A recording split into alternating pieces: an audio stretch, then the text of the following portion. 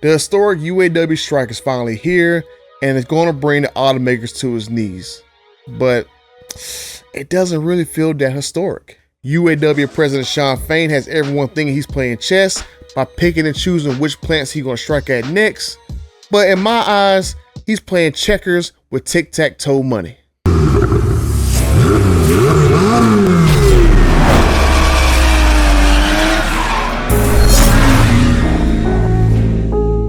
So I'm just gonna say right here in the beginning of the video, I have friends on both sides of the aisle. I know guys that work for the UAW, I know guys that work for Stellantis, and so UAW, if you guys feel as though you deserve 40%, I'm not gonna be here and be a hypocrite and say that you don't deserve it, even though I know people within Stellantis are intentionally jacking up vehicle prices for more profit. The 2024 TRX had no reason to go up $10,000 overnight when there is zero changes from 2023.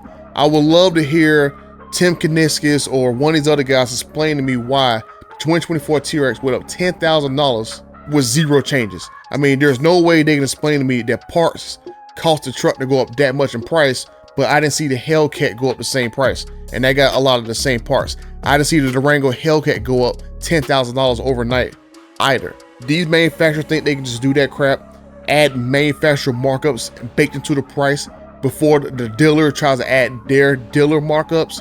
Then UAW, get your money, because apparently this is okay for them, but not okay for you. Even the Demon 170, the Demon 170's order banks closed back in May, but all of a sudden Tim Kuniskis adds like a $10,000 price increase 2 weeks ago, even though not a single person can go to a dealership and order one. No one's been to order Demons for months, but all of a sudden there's a $10,000 price increase on it. It sounds like Dodge intentionally jacked up the price of the Demon 170, that way they can cash in on the dealers who are going to auction these cars off in a few months once they start getting them in the inventory. So I guess we can blame the UAW for that price increase too. When all these company men are on camera and stuff, they're all rah-rah and people like them, but when the cameras aren't rolling, some crazy stuff be happening in the background. $10,000 price increase for the TRX in 1 year. Then the TRX had what, $15K price increase over 3 years. Demon 170 goes up $10,000 overnight, even though no one can order one. Dieselgate scandal, UAW corruption scandal. One of the guys involved in the scandal had to retire from GM's board of directors. The Durango Hellcat returning for a 3rd year, even though it's supposed to be a 1-year wonder back in 2021. So I'm just saying, where there's smoke, there's some fire. And if you want to say the UAW don't deserve the money, then maybe we should start holding these company people accountable too for raising prices intentionally. Now that I read on the big three, now let me turn my attention to UAW, because there's stuff on both sides of this whole situation that I don't really particularly like. The UAW President Shawn Fain, I said in my other video, we're going to see whether his bite is as worse as his bark. And so far with the strike, he seems he is all bark and no bite, because he had everyone believing weeks ago that every single person in UAW was going to walk out in an historic strike. If you're going to say that this strike is historic, then 3 plants is not historic. Even from a consumer side, I'm not in fear of the strike from stopping anything that I have ordered. Shawn Fain had everyone thinking that all these guys are going to walk, right? I mean, I had people telling me from the UAW themselves that they was literally sitting there Friday night, right there before midnight. I think it was like 9, 10 o'clock. He did a little live stream. The cafeteria's empty of food because everybody thought that all the plants gonna be empty. They had their lockers cleaned out. People were ready to go. They had all their red shirts on for solidarity. And the next thing you know, the live stream, take y'all butts back to work, and we're gonna strike at this plant, that plant, and that plant. We're gonna take 1 plant of each and go back to work and continue your shift. You talk about a morale crusher. You think you're gonna go to work and go to strike, get your money, and the next thing you know, oh, take your butt back to work. I mean, that's crazy. I mean, I don't see why the word he can tell people on Wednesday, hey, you guys are gonna walk out. How much time do the Stellantis think they're gonna have to replace an entire plant's worth of people within 48 hours? I mean, come on, man. Now, even tomorrow at noon, there's gonna be another 3 plants that's gonna be going into a strike. And do these guys know if they're gonna go on strike or not? Are the cafeteria cleaned out? Or these guys got their lockers cleaned out in advance? This whole strike situation seems like, you know, on one hand, Shawn Fain want everyone to think that he's playing chess. I know that he's not playing chess because it's been widely reported that the UAW does not have the money to do this strike. They got like $825 million in their strike fund, which sounds like a lot of money, but if everyone striked at the same time, they will only have a $5 payment for like 90 days. That's it. So pretty much $5 a week for basically 12 weeks. That's it. That's not a lot of money to do an effective strike that go demand 40%. We're trying to play chess, but we only got tic-tac-toe money. So let's go and close this plant down. The Jeep Wrangler plant. Yeah, that's been losing sales every year since 2018. So let's go close that plant down. Put those guys on strike first. Let's go over to GM. Let's go close down the Colorado and the Canyon plant, and also make the Savannah and the Express, which I didn't even know the Savannah and Express was still in production. I thought them things went on production like 5-10 years ago.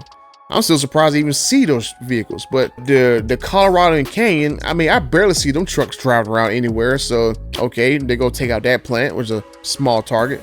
And then they go take out the Michigan Assembly plant.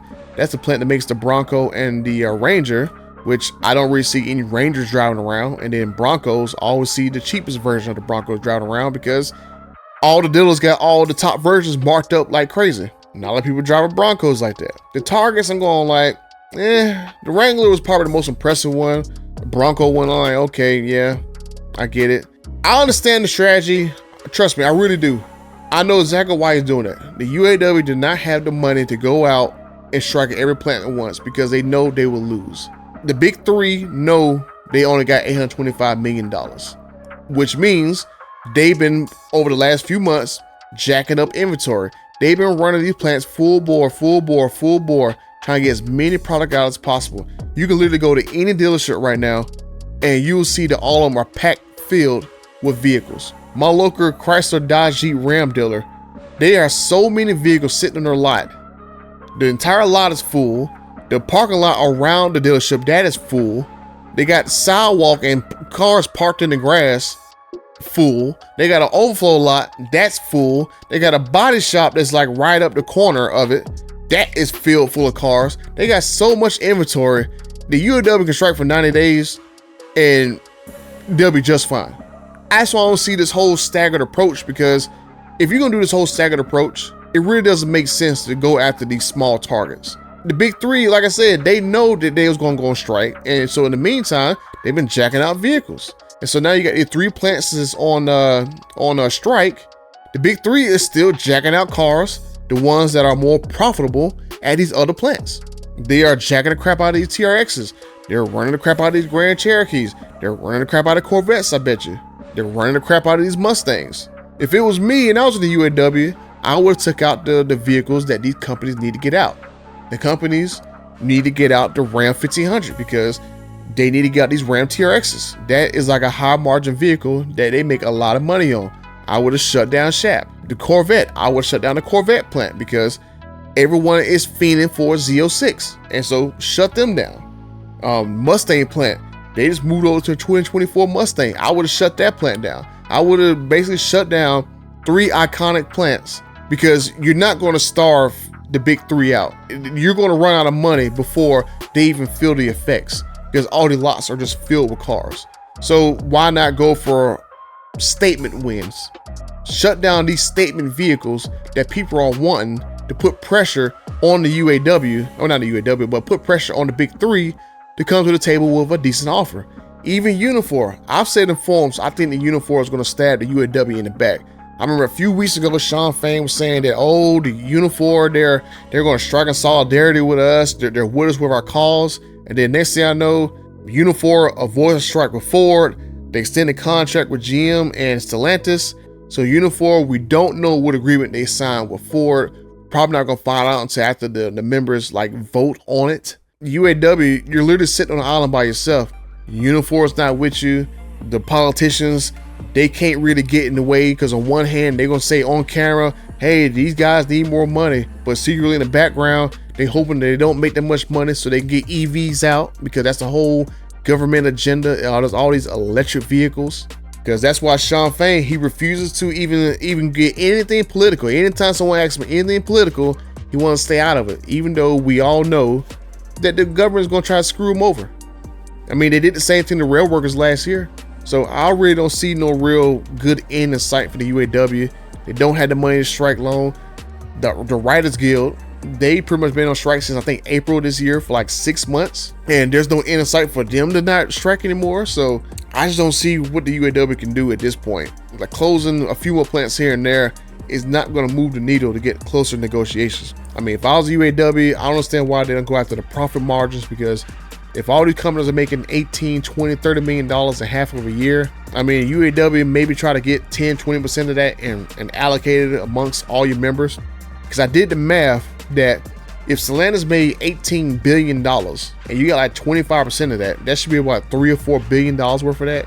Those 40,000 people that work in Stellantis that's part of the UAW, if all of them got a profit sharing check off of like $4 or $5 billion, that means each person each year will have like a profit sharing check of like $100,000. And that's just on top of whatever you normally make. I mean, I don't know whether or not you got to have stock to actually try to do something like that or what, but I mean, I think there's other ways to go about getting your money other than just flat out one for wages, COLA, tiers, all that crap. I mean, I understand the whole list of demands, but it's a lot of stuff to ask for, especially at one time. But there's not enough money to go around to get this strike up and running for as long as you need to happen. Like I said, I hope you UAW guys, I hope you guys get your money, but I just don't see it happening. There's not enough money. It's like really the wrong time to strike. I mean, it was a perfect time to strike in terms of the TRX about to go out of production, the Camaro about to go out of production, everyone's Z06s, the Mustang coming out. It's a perfect time to strike in order to get those vehicles off the market, to put some pressure on the big three. But I mean, you got interest rates high, so people's not really buying cars. We're going into a downturn in the economy, and you know, people are not really buying things right now. It's kind of like a perfect storm of it's the perfect time to strike, but the market is not saying it's time to strike. I just hope the UAW just take, you know, the next best offer, negotiate for like a short-term contract, maybe 2 or 3 years, and then come back to a table again about 3 years, and then demand more money, and that should get you right there at the spot. I mean, I'm not gonna say you don't deserve 40%. I just don't really see it happen. Let me know what you guys think, and I'll make sure tomorrow, I think it said noon, I'm gonna do another video and talk about the next plants that are gonna be shutting down at noon tomorrow, whether it's 1 or maybe 2 or 3. We don't know, but we will see. Let me know what you guys think about the UAW strike. Is it really historic? Is Shawn Fain really playing chess? Or like what I said is he's playing checkers with tic-tac-toe money? So let me know what you guys think, and make sure you like this video and subscribe to the channel if you already done so. And until the next time, I'm out.